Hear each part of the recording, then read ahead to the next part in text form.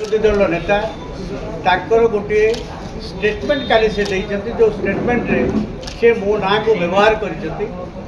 आज मुझे निमंत्रण कर इंडिविजुअली क्या न कही सामूहिक भाव में ओडिशा डिजिटल प्लाटफर्म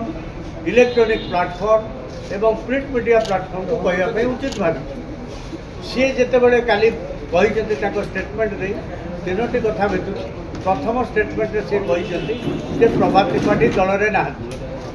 सी चिटफंड केस रे पड़ी से दिन से दल सस्पेंड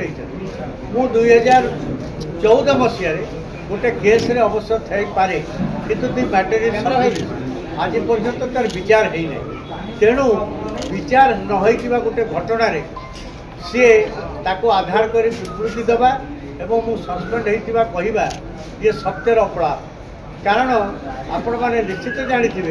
जे 2017 मसीह 14 मसीहा घटनाक्रम पर 17 मसीह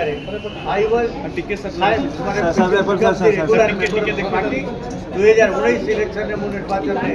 अंशग्रहण कर दलर 2024 मसीह निर्वाचन में अंशग्रहण कर तेणु मूल कथा थिला ये भोट देला राज्यसभा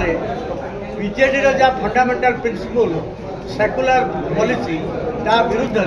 ताको जानापी आम दल भितर बहुत सीनियर लोक से राज्य सभापति प्रेसर करुले तेणु से दृष्टिटा हटई किभली भाव में कथा को अन्य आड़ को डाइवर्ट करदे हम से गतकाली अजथारे मो मुंडे दोषारोप कर निष्पत्ति नि भावुँ व्यक्तिगत भाव में किए जड़े मो भली लोक दंडित दंडित नवा ओडावासी किसी गुरुत्व ना किंतु बीजेडी प्रत्येक तृणमूल कर्मी ओडिशार साधारण जनता विशेषकर माइनॉरिटी मुस्लिम से जानवा चाहती what of bill BJD stand अनुसार आम तार समस्त सदस्य आमको भोट देवा कथा 7 जन राज्यसभा मेंबर कौन पाई सेठी गोटे नाटक सृष्टि करागला जहाँ पार्लियामेंट्री प्रिंसिपल विरुद्धाचरण करूँ जेकोसी बिल भोट दिहवा दरकार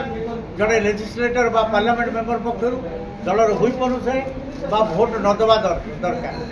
maximum up to the restatement आम भोट दान विरत रहीलु यही पर्यंत करे किंतु विवेकानुमोदित भोट दि जाऊ एभली एक व्यवस्था ये विरल भारत वर्षर डेमोक्रेटिक व्यवस्था भितर से ओडावासी जो माइंड को अन्य दिग को लेकर समग्र घटना को चपई देवाई ये एक अभिनव उद्यम बोली यहाँ ओडावासी भावुंट मुझे